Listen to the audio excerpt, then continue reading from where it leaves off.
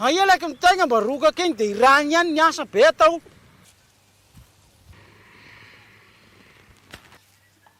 Eto kara misy ny asa ataony elahy.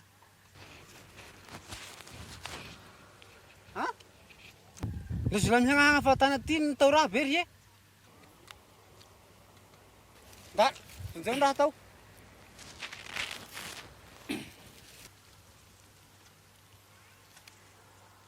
Igny ianao. Fai soa se.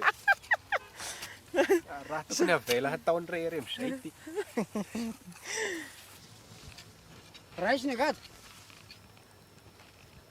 Apetraha ty raha vita raisiny angady ao. Aie ny olo marary miasa ty tegna kizy agny ro mahita fialana fahatany eo. Fangarasany raha ny babagna amin'ny antonga mbalakely sa hoe? Raha izao ny angady io. Haiko sa hampiana. Andana raha mody. Avla hoe ny lehilahy anao anio. Hay dia tsy misy hagnampy anao ve zany? Atao foao.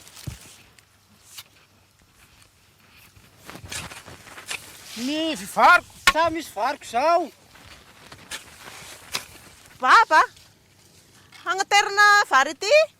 Asa anateraka anina ty fa ataovy io. Hagnaterim-by.